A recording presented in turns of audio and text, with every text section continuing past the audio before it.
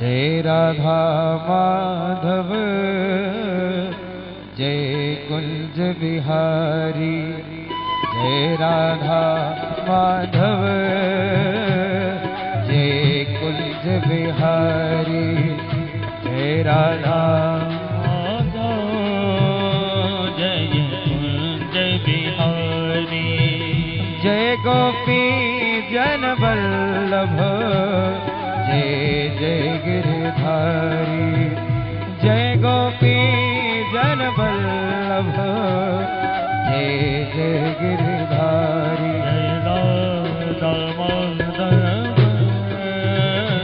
जय कुंज बिहारी, यशोदानंदन ब्रज जन रंजन, यशोदानंदन ब्रज जन रंजन, यशोदानंदन ब्रज जन रंजन, यशोदानंदन ब्रज जन रंजन, यशोदानंदन ब्रज जन रंजन, यशोदानंदन ब्रज जन रंजन, यशोदानंदन ब्रज जन रंजन, वासुदेव हितकारी, जय राधा माधव जय कुंज बिहारी, जय राधा माधव जय कुंज बिहारी, जय राधा माधव जय कुंज बिहारी, जय राधा माधव जय कुंज बिहारी।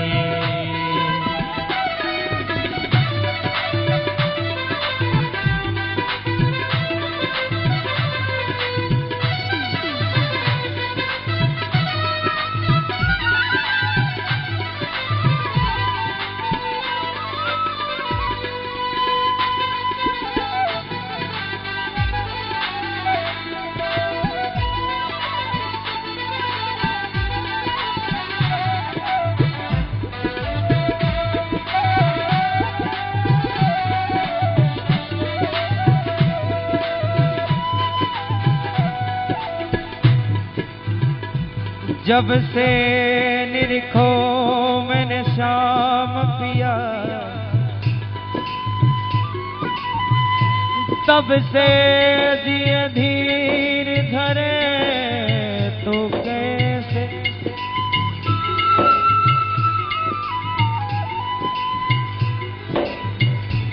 जब से निरखो मैंने श्याम पिया, तब से दिए धीर धरे तो कैसे, बाकनैन को बान करारो लगो, मुस्कान का घाव भरे तो कैसे, भूत जो हो तो झरे झरे,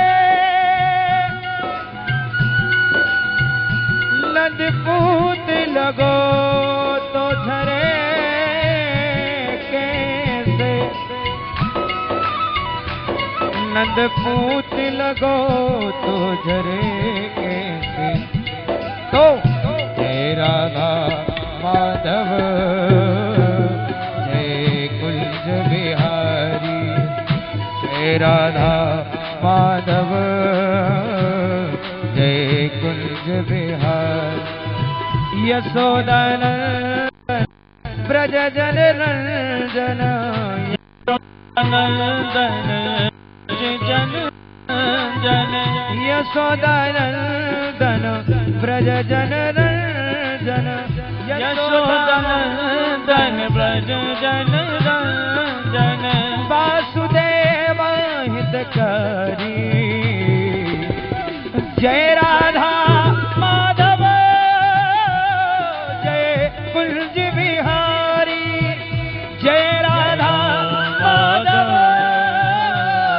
जय कुंज बिहारी, जय कुंज बिहारी, जय कुंज बिहारी, जय कुंज कुंज बिहारी जय कुंज बिहारी जय कुंज बिहारी जय कुंज बिहारी जय कुंज बिहारी जय कुंज बिहारी जय रास बिहारी जय रास बिहारी जय रास बिहारी जय रास बिहारी जय कुंज बिहारी जय कुंज बिहारी जय कुंज बिहारी जय कुंज बिहारी जय कुंज बिहारी जय कुंज बिहारी जय कुंज बिहारी जय कुंज बिहारी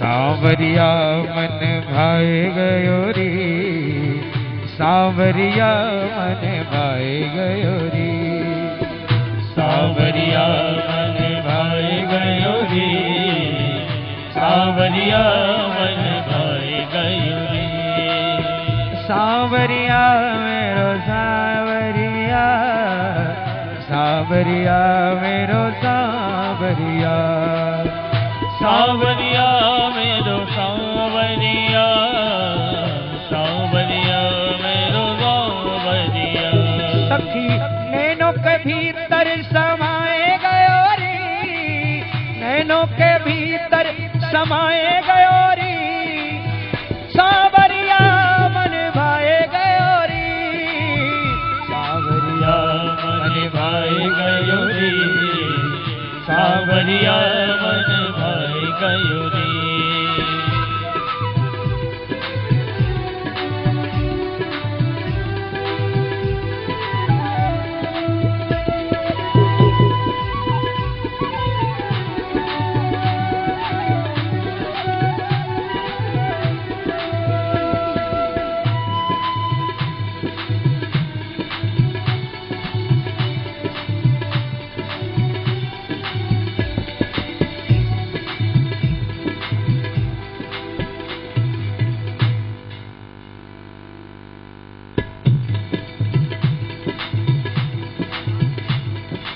नंदलाल निहार लिए जब ते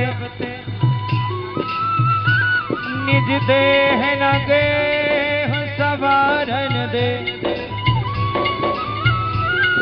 धर धीरज बोल उठी धरनी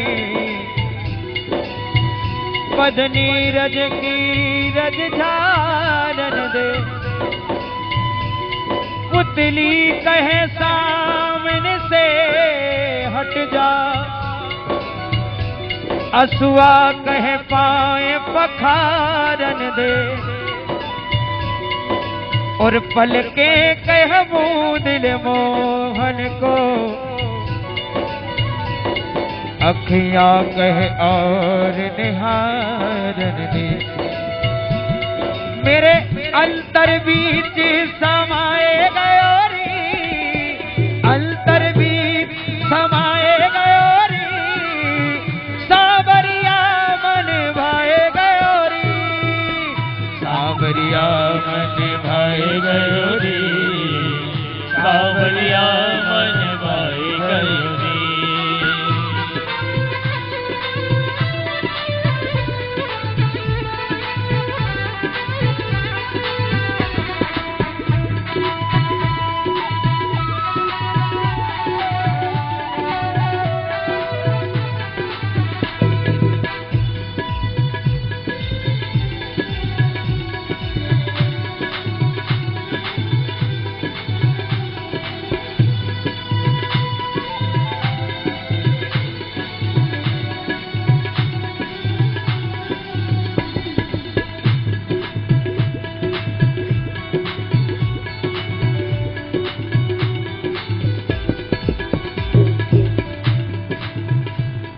ये प्रेम करोगी लगा कैसे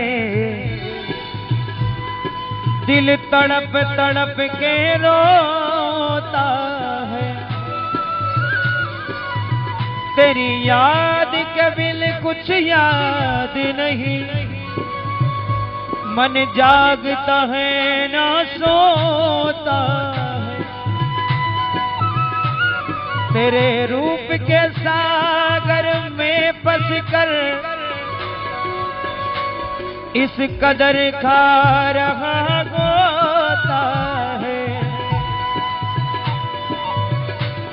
जब तड़प उठे मेरे मिलने की, ना धीरज मन को होता है, ना धीरज मन को होता है। सखी नैनों के भीतर समाए गयोरी, सावरिया मन भाए गयोरी, सावरिया मन भाए गयोरी, सावरिया मन भाए गयोरी।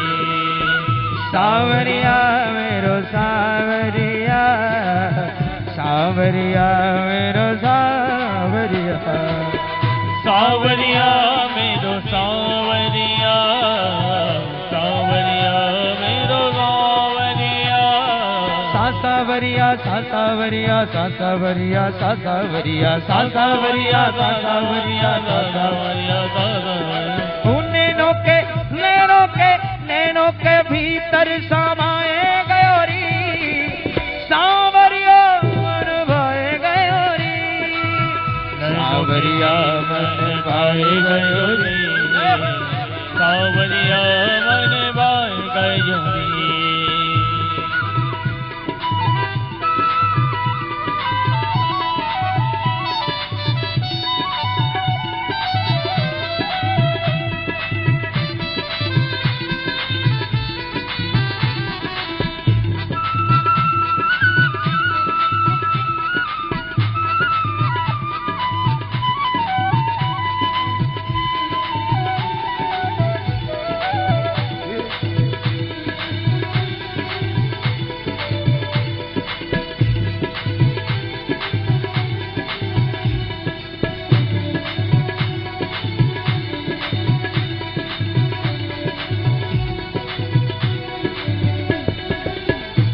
इतना तो बता दो मनमोहन, क्या प्रेम इसी को कहते हैं।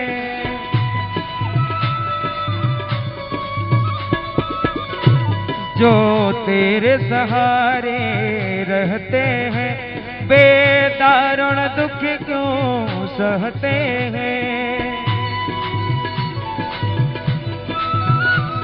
आत्मा तड़पती रहती है,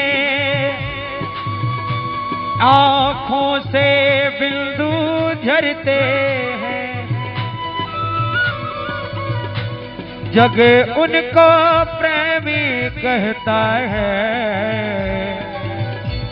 जो जिए से मरे से रहते हैं, जो जिए से मरे से रहते हैं, जो जिए से मरे से रहते। अंतर भीतर अंतर हृदय समाए गयोरी, सावरिया मन भाए गयोरी, ओ सावरिया मन भाए गयोरी, सावरिया मन भाए गयोरी। सावरिया मेरो सावरिया, सावरिया मेरो सावरिया, सावरिया मेरो सावरिया, सावरिया मेरो सावरिया, सावरिया मेरो सावरिया, सावरिया मेरो सावरिया, सावरिया मेरो सावरिया, सावरिया मेरो सावरिया, सावरिया मेरो सावरिया, सावरिया मेरो सावरिया, सावरिया मेरो सावरिया, सावरिया मेरो सावरिया। नैनों के भीतर समाए गयोरी, सावरिया मन भाए गयोरी। नैनों के भीतर समाए गयोरी, सावरिया मन भाए गयोरी।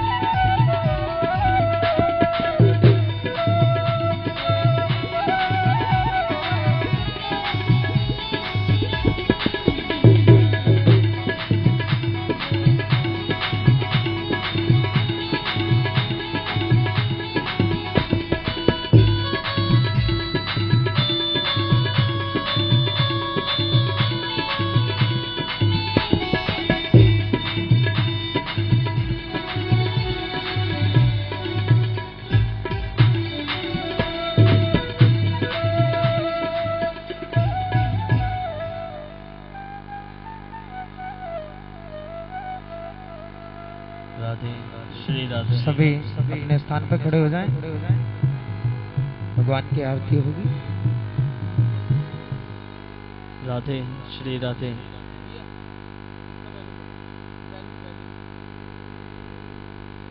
राधे श्री राधे। राधे श्री राधे। राधे श्याम श्री राधे।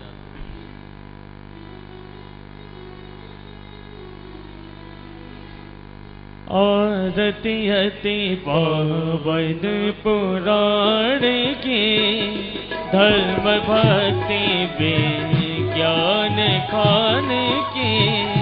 आरती अति पावन पुराण की, धर्म भक्ति विज्ञान खान की।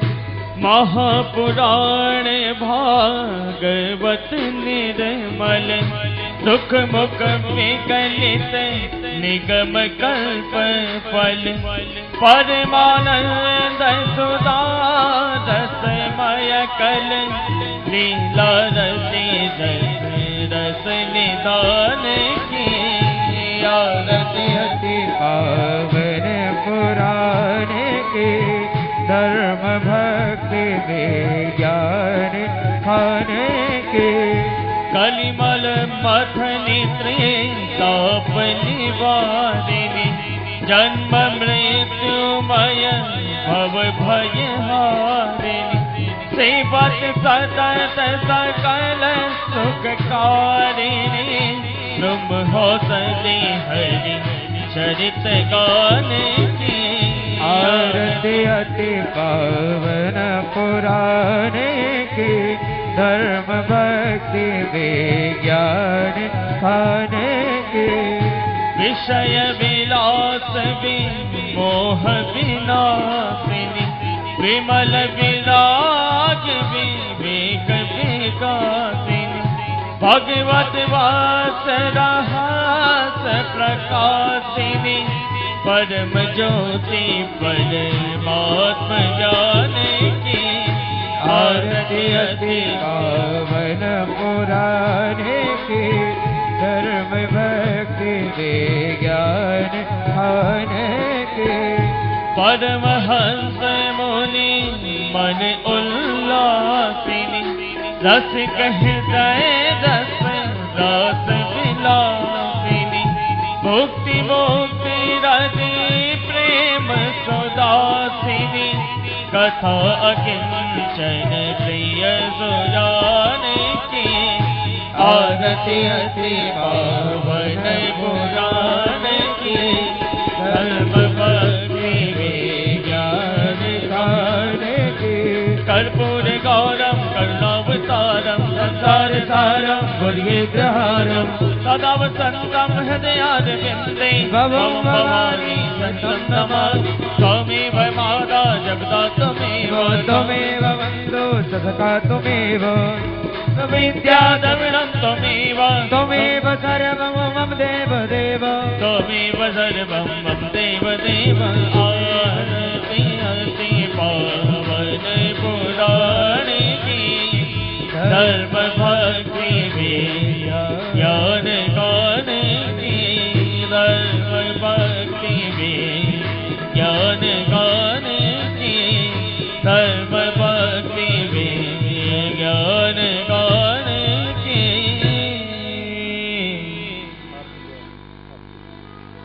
ओम जरेन जमयजंत देवास्तानि धर्माणि प्रथमान्यासन्नः ते अनागम महिमानः सजन्धर्पूर्वेशाद्याः सन्ति देवाः।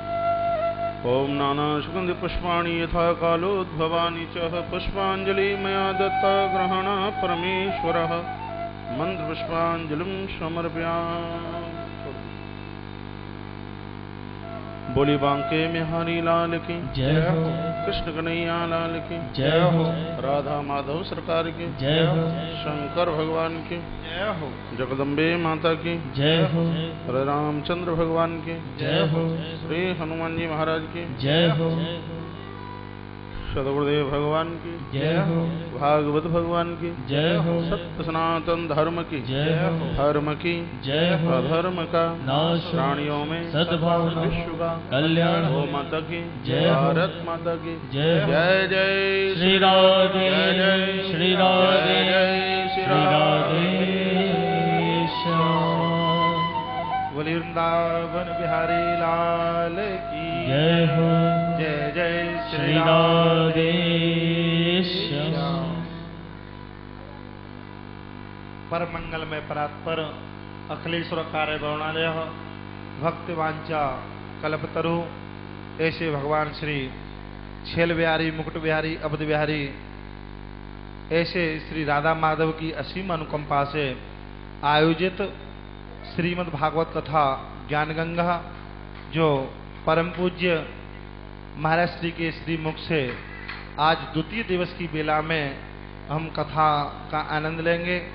पांडाल परिसर में पधारे हुए समस्त भगवत प्रेमी प्रभु प्रेमी भक्तगण एवं प्यारी भगिनियों तथा ममता का आधार मातृशक्ति संगीत बंधु एवं आध्यात्म चैनल के माध्यम से जो कथा का आनंद ले रहे हैं ऐसे सभी श्रद्धालु करोड़ों करोड़ों भक्तगण आज व्यासपीठ तक जिन भक्तों को आने का सौभाग्य प्राप्त हो रहा है, स्वागत बेला में श्री ओम प्रकाश जी पटवारी, श्रीमती मंजू देवी पटवारी जिला कटिहार से पांडाल परिसर में हैं। उनसे मेरा निवेदन है कि कृपया शीघ्रता से व्यासपीठ की तरफ आएं और ग्रंथ को नमन करते हुए पुष्पहार से पूज्य महाराज जी का स्वागत करेंगे। इसी के साथ साथ में श्री रामलाल जी जाजोदिया, श्रीमती संतोषी देवी जाजोदिया, इनसे भी निवेदन है कि कृपया शीघ्रता से पधारें।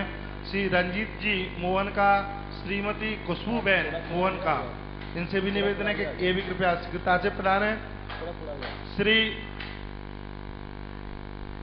सज्जन जी खेतान, श्रीमती मिन्नू खेतान, श्री सुरेश जी खेतान, श्रीमती आशा खेतान, इनसे भी निवेदन है कि कृपया क्रमता से व्यासपीठ की तरफ आएं और ग्रंथ को नमन करते हुए पुष्पहार से आके पूज्य महाराज जी का स्वागत करेंगे।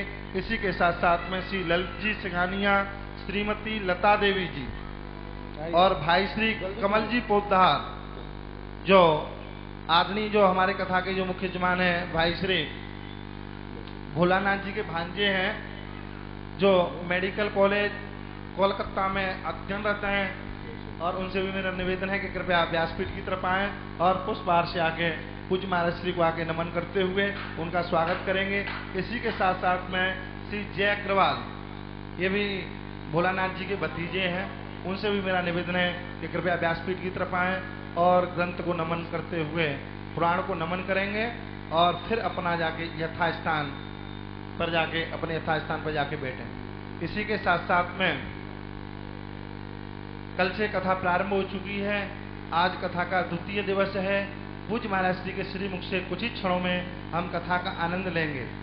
विशेष सूचना बेगत आप सभी को जानकारी है, चैनलों के माध्यम से पूज्य श्री की कथा श्रवण करने का आप सभी भक्तों को सौभाग्य प्राप्त होता है और करोड़ों करोड़ों श्रद्धालु भक्त आध्यात्मिक चैनल के माध्यम से मुझे सुन पा रहे हैं।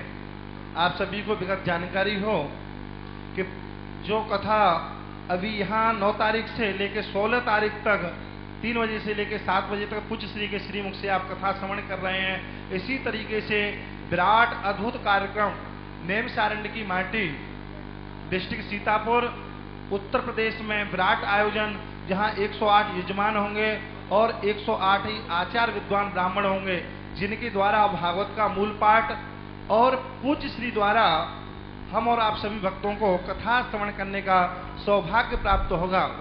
तो निश्चित रूप से यहाँ जो पांडाल परिसर में आए हुए समस्त भगवत प्रेमी विशेष जानकारी के लिए कार्यालय से संपर्क करें और जो चैनल के माध्यम से जो भक्त मुझे सुन पा रहे हैं उनसे मेरा निवेदन है कि कृपया आप टेलीविजन से जो स्क्रीन पर नंबर चल रहे हैं उन दूरभाष नंबरों पर आप संपर्क करते हुए विशेष जानकारी आप कर सकते हैं और आप अपना रजिस्ट्रेशन कराएं, आप यजमान भी बन सकते हैं। और जो भी भक्त वहाँ कथा श्रवण करने के लिए आना चाहते हैं वो भी भक्त सादर आमंत्रित हैं। आप निश्चित रूप से नेम सारंड की माटी, वो पावन तीर्थ जिसको ऋषि तीर्थ कहते हैं, ऐसे ऋषि तीर्थ में आप सादर आमंत्रित हैं, आप वहाँ पधारें।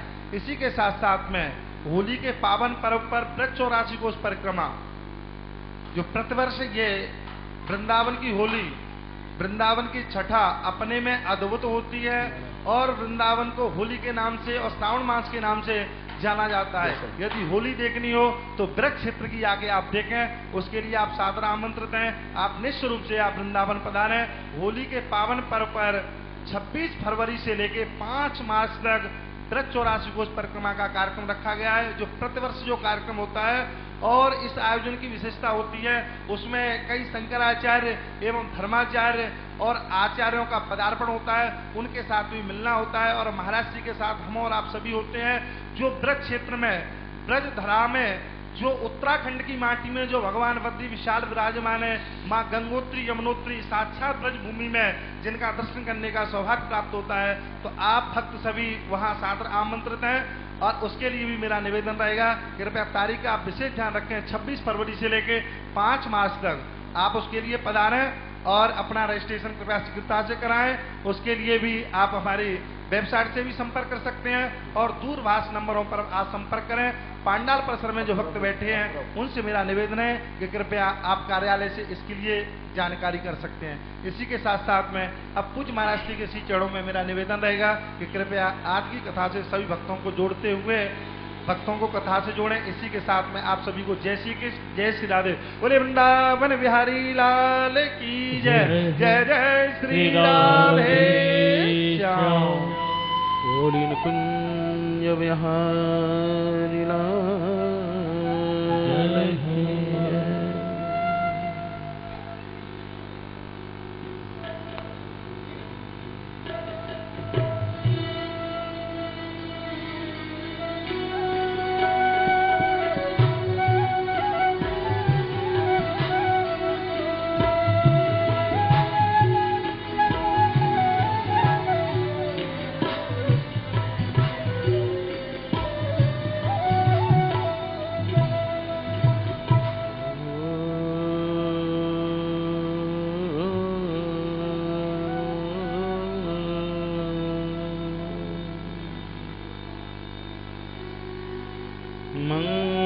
मंगलमूर्तये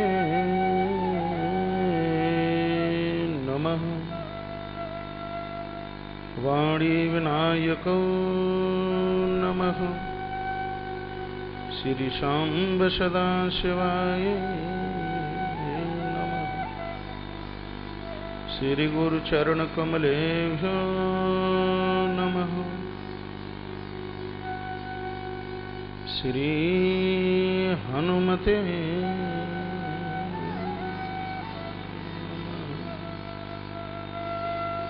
नमः। पंकजनाभाय नमः। पंकजमालिने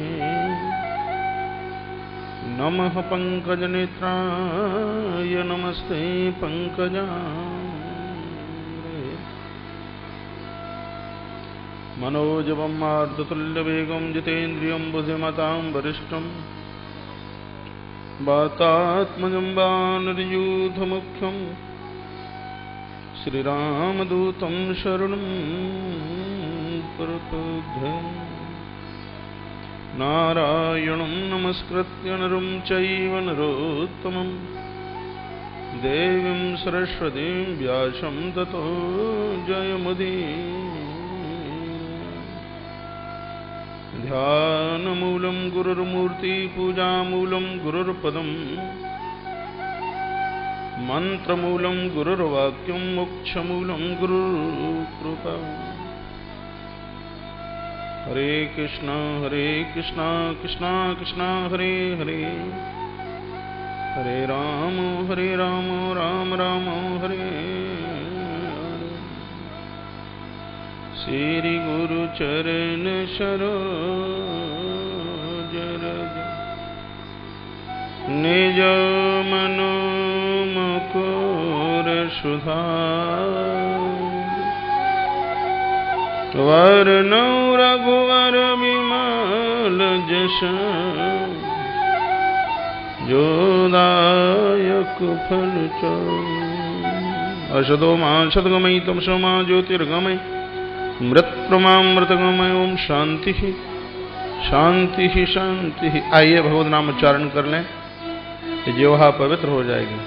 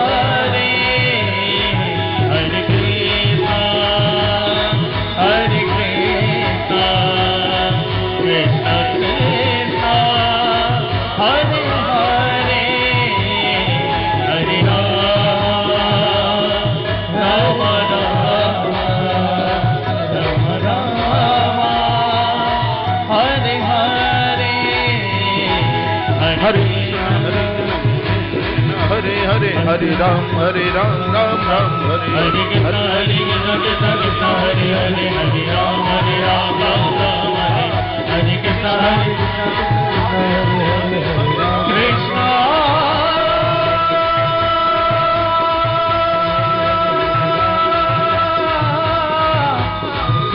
Hare Krishna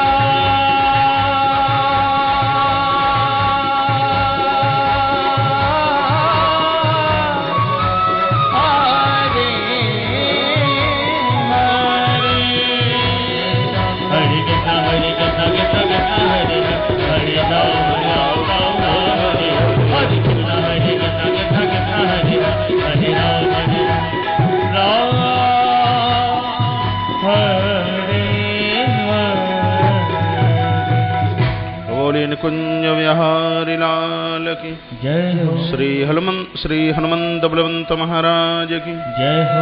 बोलिए श्री महाकालेश्वरनाथ भगवान की जय हो। जय जय श्री राधे जय जय श्री राधे जय जय श्री राधे श्याम। बांग्लादेश की सीमाओं से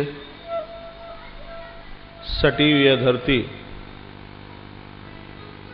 पश्चिम बंगाल की ऋषियों की माटी, साधक और साधकाओं की माटी, ऐसी है पश्चिमी बंगाल की पावन धरा। नगरी सिलीगुड़ी का यह पावन परिसर और Shri R P Agarwal welfare trust के तत्वावधान में माता श्रीमती लक्ष्मी देवी अग्रवाल उनके परिवार के द्वारा यह विराट आयोजन श्रीमद् भागवत ज्ञान यज्ञ ज्ञान सत्र का,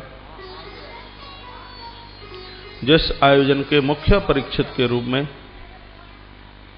भैया श्री वीएन अग्रवाल जी, श्रीमती रिंकू अग्रवाल, इनके सब बड़े भाई छोटे भाई, उनके निमंत्रण आमंत्रण पर चल करके आए हुए उनके सभी संबंधी जन, व्यासपीठ के नजदीक पूज्य आचार्य मंडल और सरस्वती माता के वरद पुत्र मेरे प्रिय आत्मीय संगीतज्ञ बंधु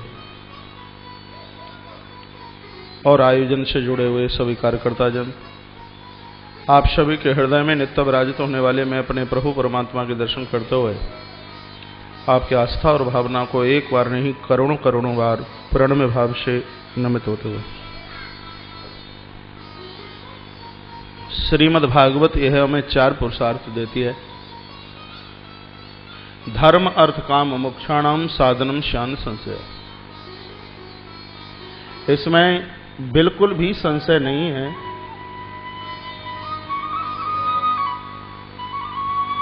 यह कथा हमें धर्म की तरफ लेके जाती है। यह कथा हमें अर्थ भी प्रदानित करती है। बहुत समझने लायक बात है।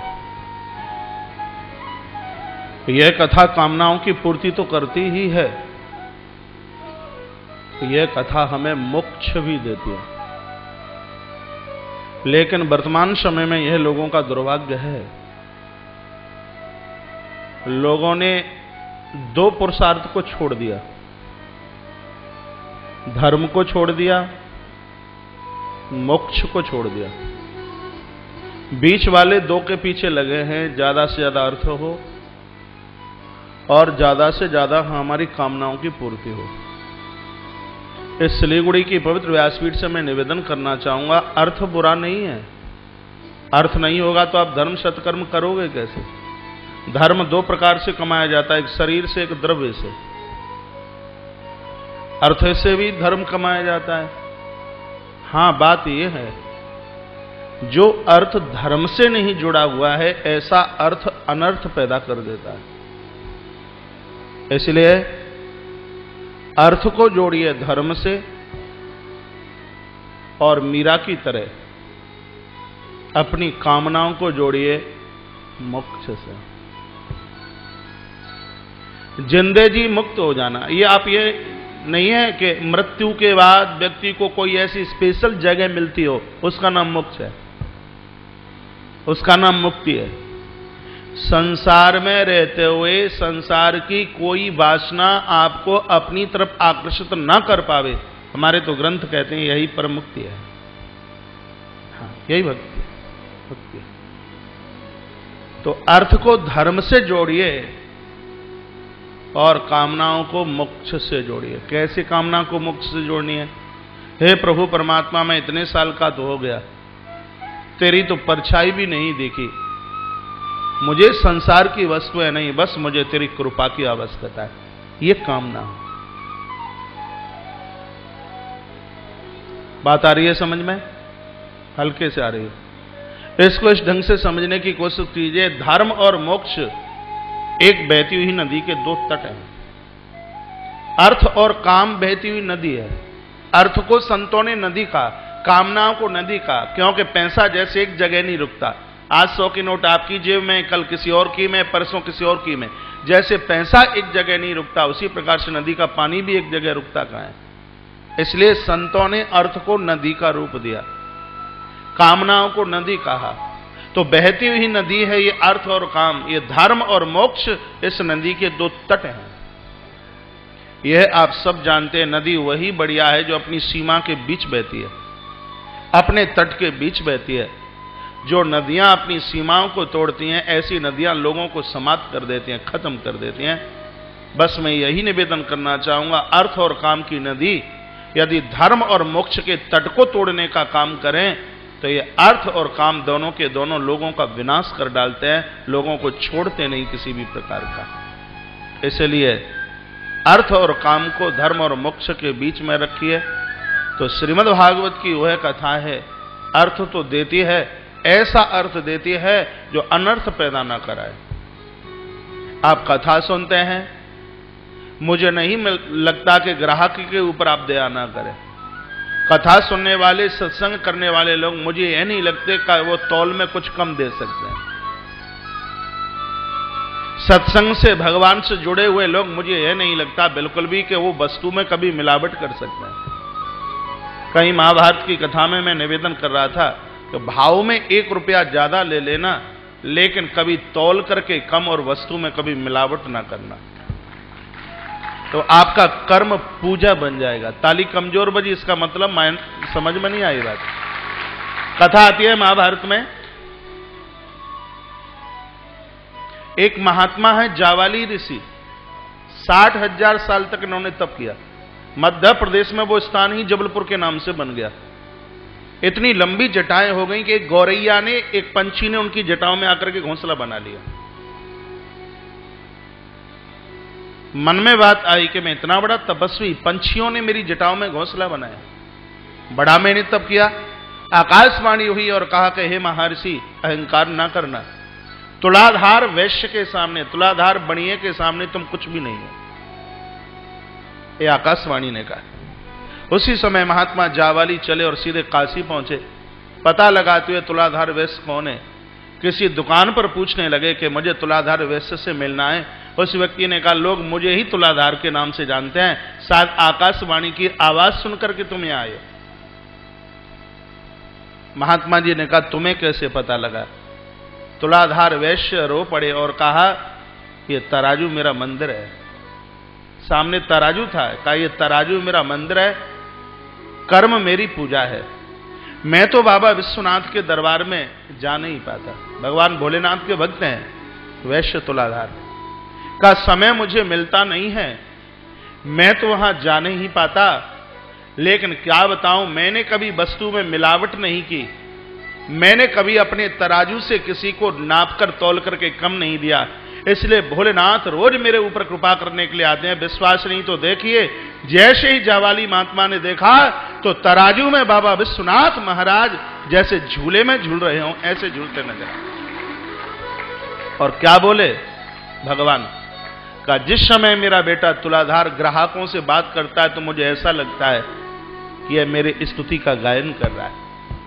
तराजू से तौल करके सामान देता है तो मुझे यह लगता है कि यह मुझे झूला झूला रहा है। तो वही बात मैं निवेदन करूंगा कि सत्संग से जुड़ने वाले लोग कभी व्यापार से अपराध कर बैठे, मुझे लगता नहीं है। इसलिए अर्थ को धर्म से जोड़िए और अपनी कामनाओं को मोक्ष से जोड़िए, ईश्वर से जोड़िए। तो आपकी कामना वासना में नहीं बदलेगी, आपकी कामना उपासना में बदल जाएगी। तो धर्म अर्थ काम मोक्षाणाम साधनम स्यान संशया। श्रीमद् भागवत हमें ये 4 पुरुषार्थ देती है। कल आप सुन रहे थे कि धुंधकारी जैसे अपराधी का भी उद्धार श्रीमद् भागवत की कथा से हो गया। बड़े अपराध इसने किए, भागवत ने इसका तारण कर दिया। स्वयं विमान आया और उस पर आरोहित होता हुआ धुंधकारी भगवत धाम पहुंचा। देवर्षि नारद ने कहा कि ये कथा सुन के तो सबका मन करेगा, ये आयोजन हमारे दरवाजे पर होना चाहिए। इस कथा की श्रवण विधि क्या है ये बताइए। भगवान करे ये मौका आप सबको मिले। ठाकुर जी के चरणों में मेरी प्रार्थना है, क्योंकि ये अनुष्ठान कराने वाला व्यक्ति साधारण नहीं होता, परमहंस होता है अपने आप में।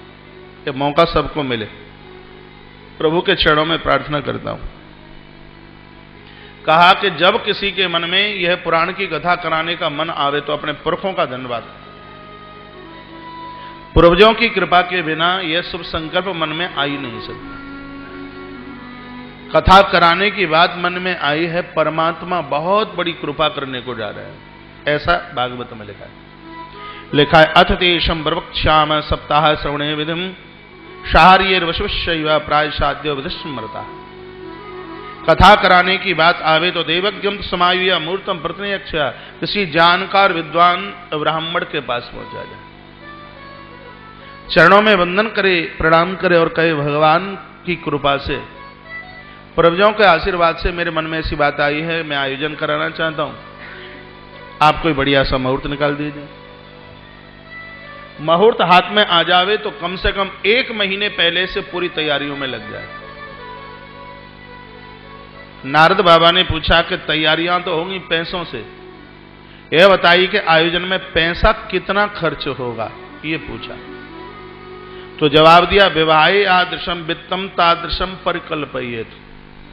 जितना पैसा बेटी के विवाह में खर्च होता है उतनी व्यवस्था इस आयोजन के लिए कर ली जाए। वो तो 2-3 दिन का विवाह है, इसमें तो कम से कम 7 दिन और 7 रात्रि हैं।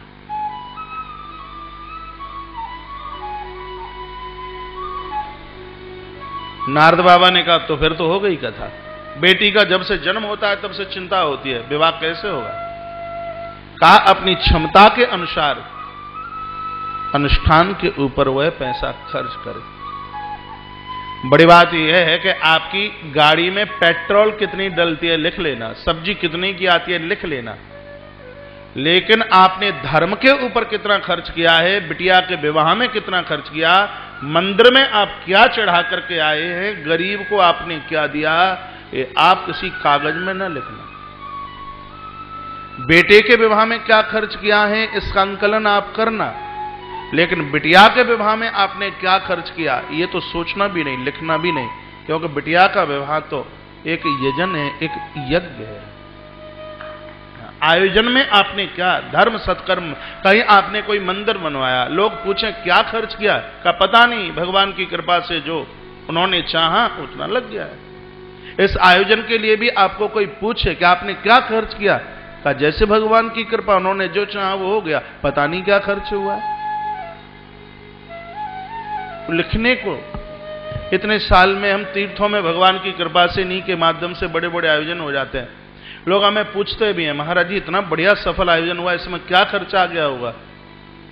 कहा पता नहीं, ये तो भगवान को पता होगा, हमें माध्यम उसने बनाया, बस हो गया, जितना उसने चाहा उतना हो गया। विवाहे आदर्शम वित्तम तादृशम परिकल्पयेत। बड़ी बात यह कह दी गई है कि आयोजन के बीच में प्रसन्नता इतनी होवे जितनी प्रसन्नता बड़े बेटे के विवाह में होती है।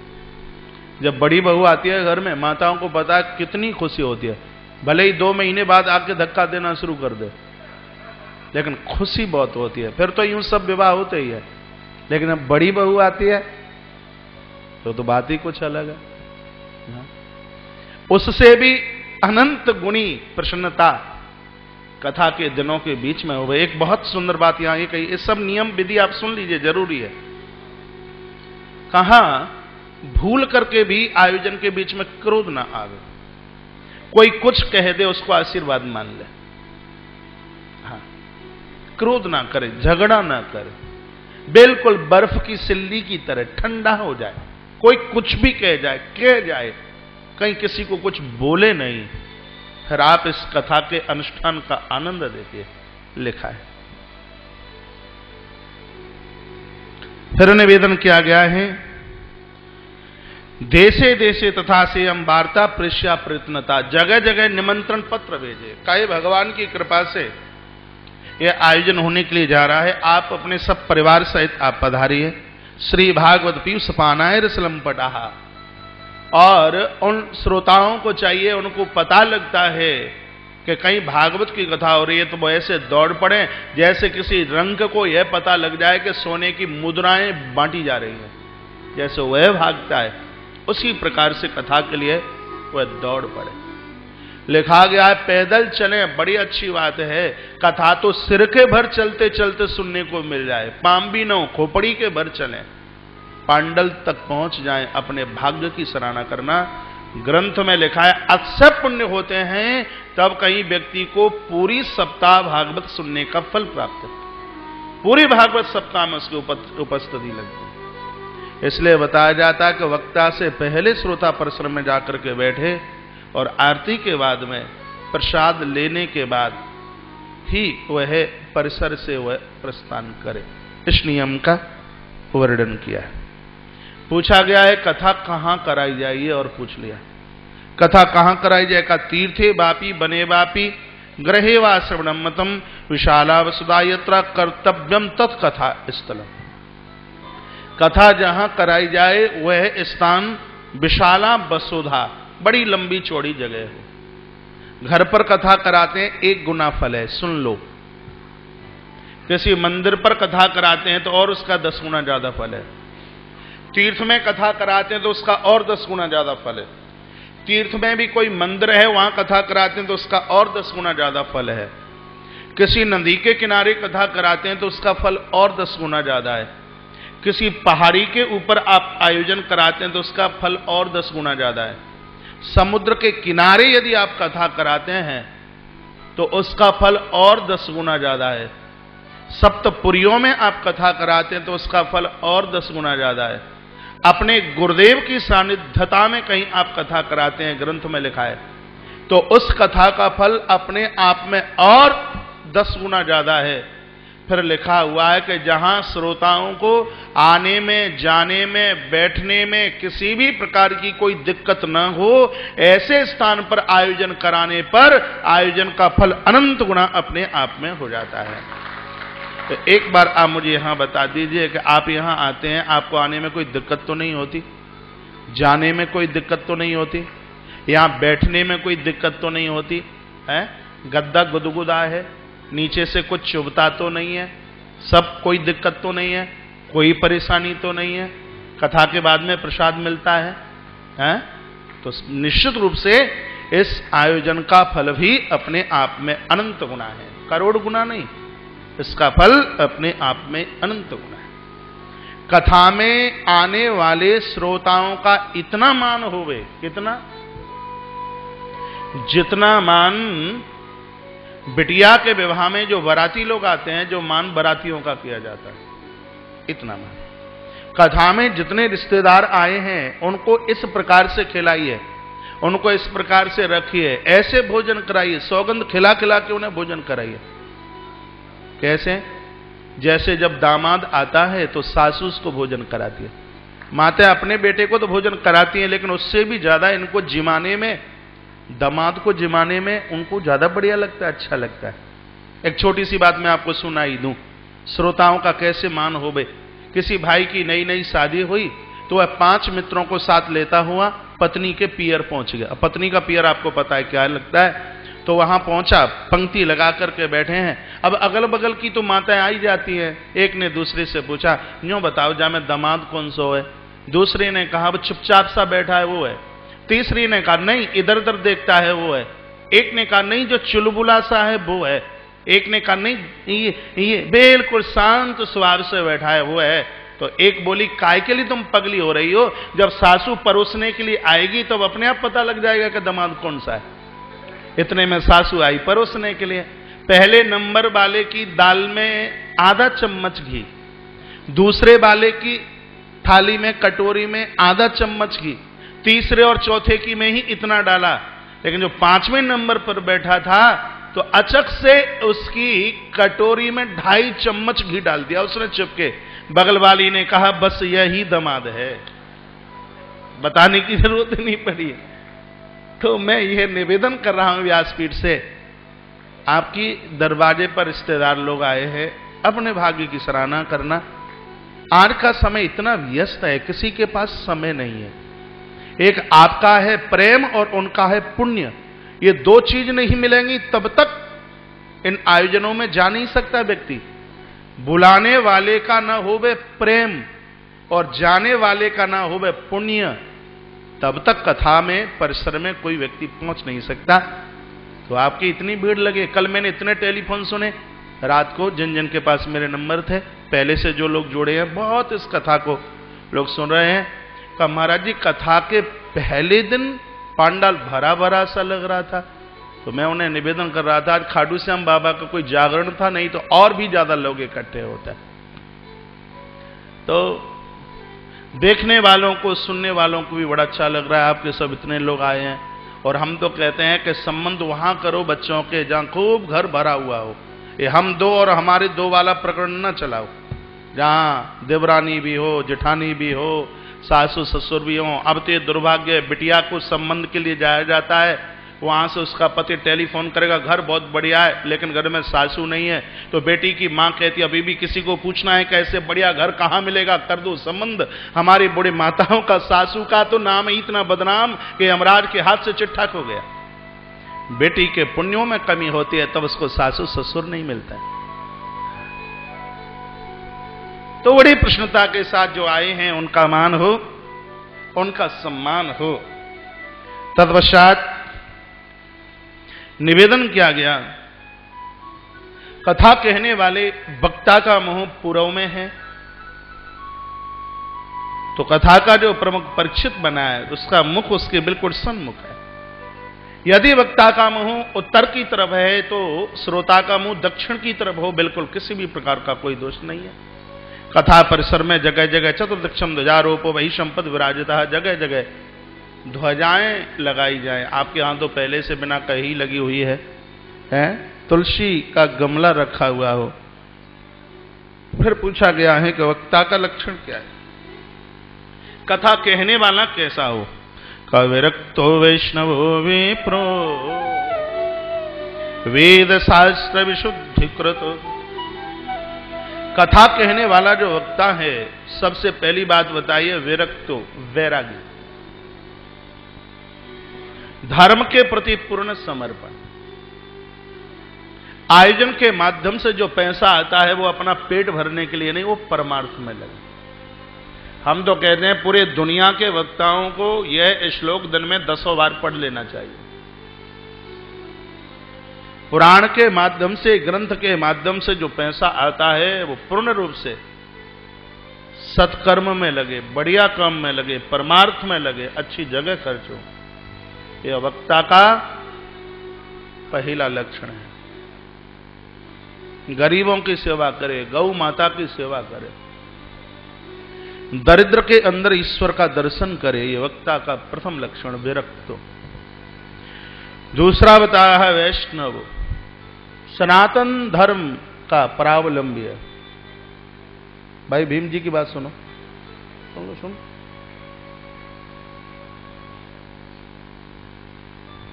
तत्पश्चात कहा विप्रो, कथा कहने वाले का शरीर जाति से भी ब्राह्मण और कर्म से भी ब्राह्मण हो, दोनों तरफ से ब्राह्मण, जाति से भी कर्म से भी, क्योंकि चारों वर्णों के अपने अपने 4 काम हैं। इस गद्दी पर बैठने का अधिकार ब्राह्मण को है, सत्ता की गद्दी पर बैठने का अधिकार क्षत्रिय को है, व्यापार की गद्दी पर बैठने का अधिकार वैश्य को है, नौकरी इत्यादि का अधिकार कनिष्ठ वर्ण के लिए है। इसलिए हम कभी आरक्षण का विरोध नहीं करते, उनका अधिकार है। चारों वर्णों के अपने अपने काम हैं, लेकिन चारों वर्ण के लोग अपने अपने काम से